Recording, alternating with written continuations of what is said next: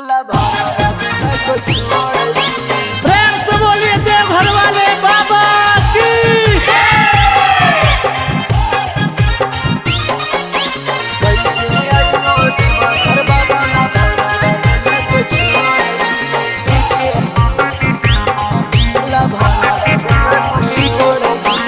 घर से लेहियो बाबा हथवा दोनों जोड़ दी।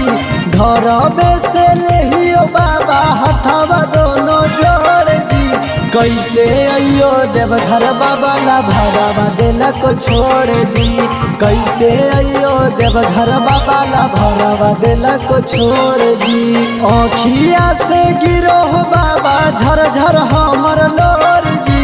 आँखिया से गिरो बाबा झरझर हमर लोर जी। कैसे अयो देवघर बाबा ला भरावा देला को छोड़ दी। कैसे अयो देवघर बाबा ला भरावा देला को छोड़ दी।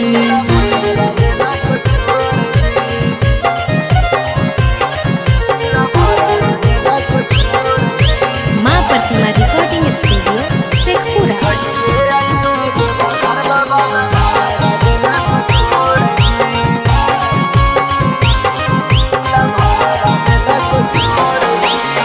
कैसे के भूल गेलई हमर जान जी।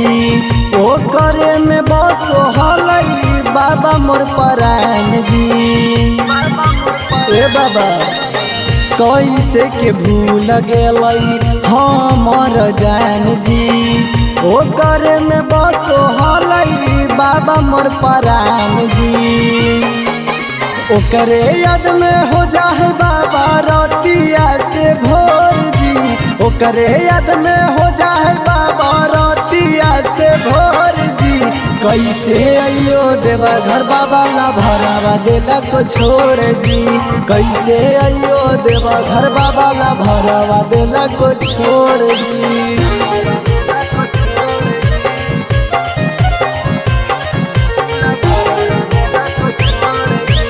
मिक्स बाय शैलेंद्र बाबू।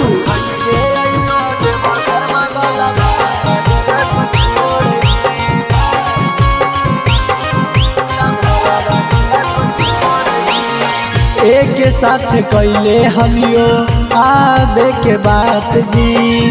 तब कैसे छूट गेलियो कर साथ जी। ए बाबा एक साथ कैले हलियो आबे के बात जी। तब कैसे छूट गेलियो कर साथ जी। रौशन शैलेंद्रा के छोड़ी गेलई दोसर ओर जी। रौशन शैलेंद्रा के छोड़ी गेलई दोसर ओर जी। कैसे अयो देवघर बाबा ला भरावा देला को छोड़ जी। कैसे अयो देवघर बाबा ला भरावा देला को छोड़ जी।